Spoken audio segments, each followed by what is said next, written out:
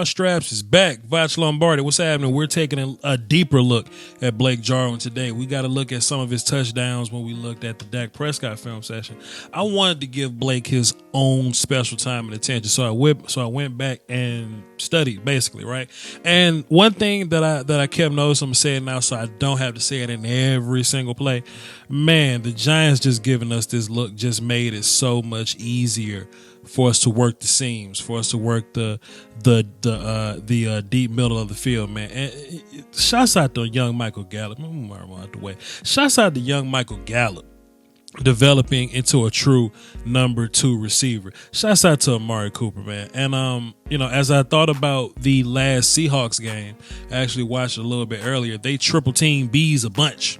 You know what I mean? Like that was their goal. That was their play, right? They triple team B's and they just kind of let Gallup do what Gallup does. Well, Gallup has improved, and the Seahawks are, they're playing a little better now than they were at first, but Gallup has improved. We added Cooper.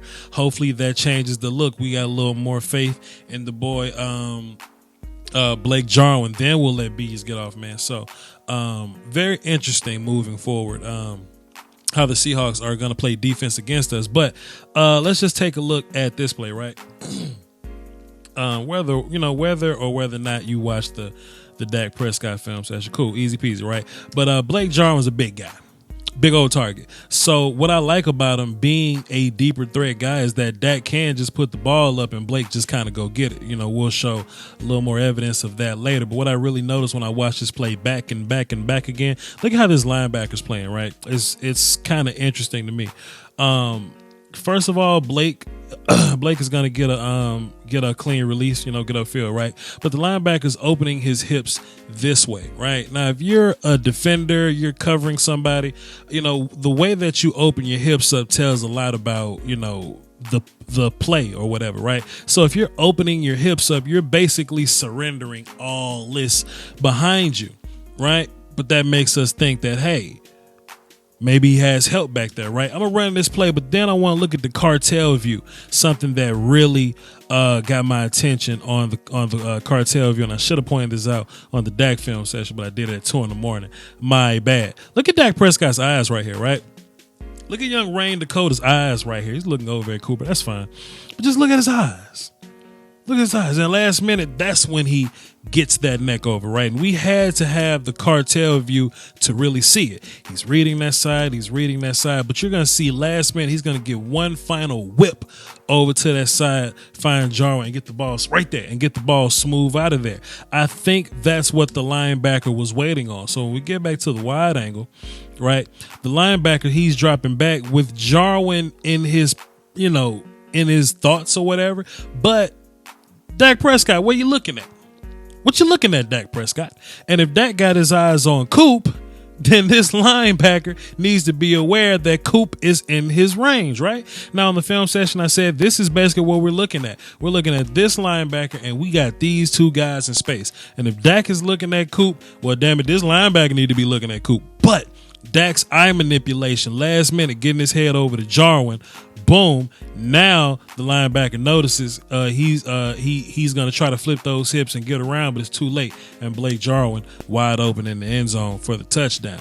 A couple of weeks ago on I think it was an Amari Cooper film session, I highlighted Blake Jarwin to give props to Cooper. How stiff Jarwin was, or how he really didn't drop his hips and really break out of his routes, man. Man, let's take a look at young Blake Jarwin, big ass, looking a little nimble out here.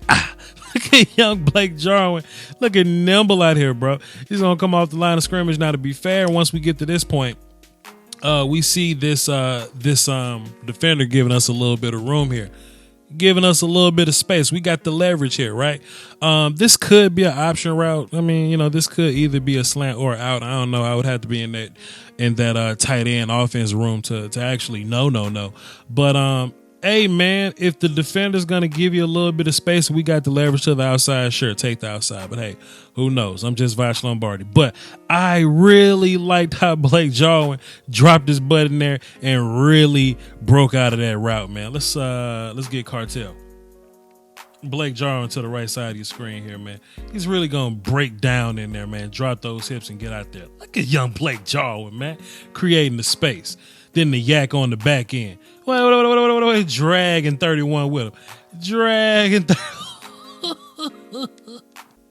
Same concept. If you want to run cover two, we're going to hit your ass right down that middle. Hey, I like the fact that we attacked this guy. Now, Cowboys fans, let me just kind of clean this up a little bit. How would another team defend Blake Jarwin from doing this? With defenses, sometimes personnel can dictate how the rest of the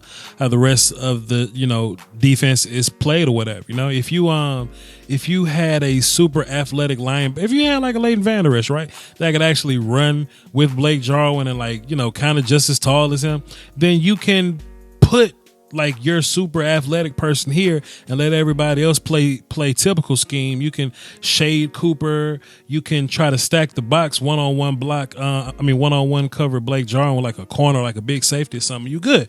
It just had to happen how matchups work. The Giants didn't have anybody that could properly cover Blake Jarwin. Plus they had the too high look. You know what I mean? Plus they couldn't give too much attention to one particular guy because Coop and Gallup demanded so much,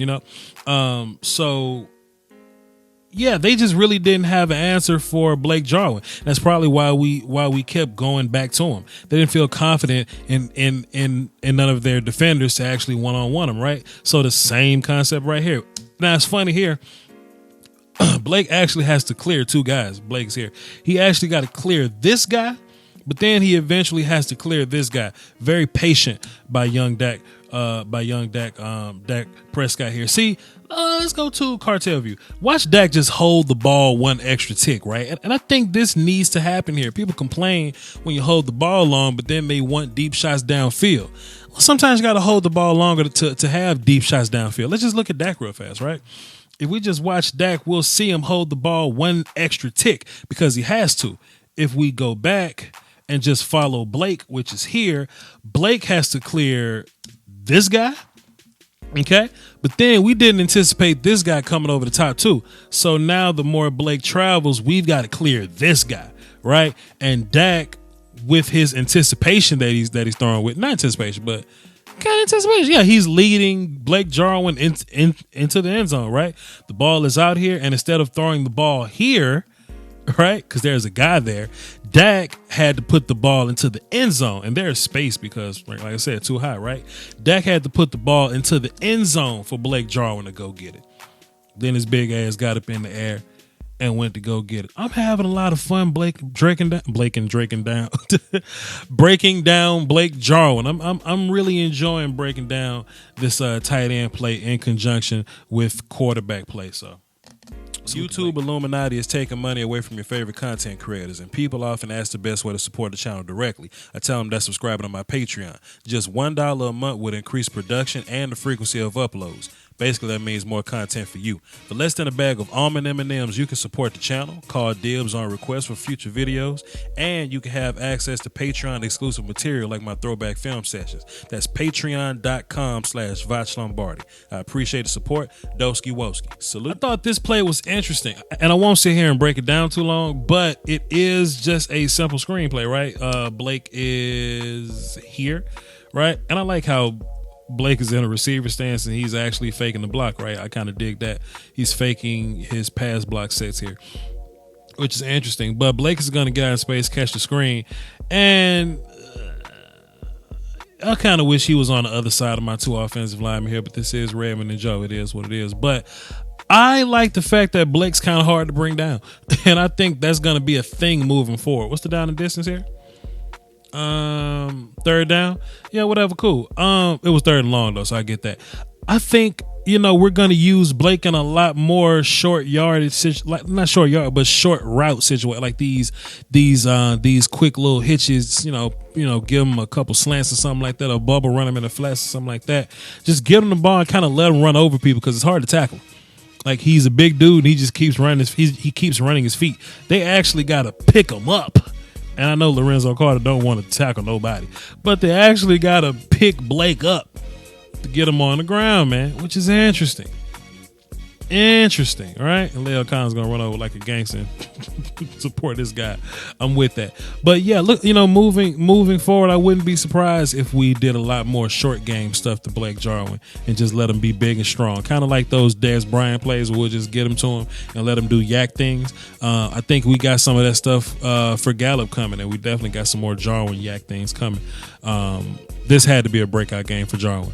Jarwin and, Tavon Austin, guys that are just kind of, getting it going now. I think we've got to use every single weapon we got, and I think in the playoffs we will. Boy, oh boy, and the seams just wide open, man. just anybody that knows how to make pre-snap reads, man. The seams just wide open here. Blake Jarwin right here. And, man, just kind of watch him run. Watch him run. We got to clear this guy, right? We clear that guy. Ball's out. Go get it, Blake. Look, I don't care if Blake got to jump in the air to make all the catches. Blake is a big guy, and we will use all that big guyness. Made up a word. Big guyness for the rest of the playoffs if we need to. Man, oh man, oh man. They gave it to us all game. Take it. Take the seams, why don't you? Hey, we're just gonna run past him, bro. Hey, man, I ain't gonna hold y'all too long, man. Like I said, I already touched on a lot of Blake Jarwin. I touched on a lot of Dak Prescott. I got a little more film to kind of break down. We'll cross that road whenever we get there. But hey, man, we're just slowly cleaning this film up and preparing ourselves for the Seattle Seahawks for the playoff run. Don't forget to be grateful, man. Ben Roethlisberger ain't playing football this week. Matt Ryan ain't playing football this week. Aaron Rodgers ain't playing football this week. Every time that you get a chance to be a part of these things, be thankful for them. You know what I mean? I'm excited. Hold it down for the Doski Woski and the Peasky Wheesky. Y'all like this thing? Subscribe, notification bell so you know when I drop random ass film session in the middle of the week just like this. Doski Woski, y'all. Salute.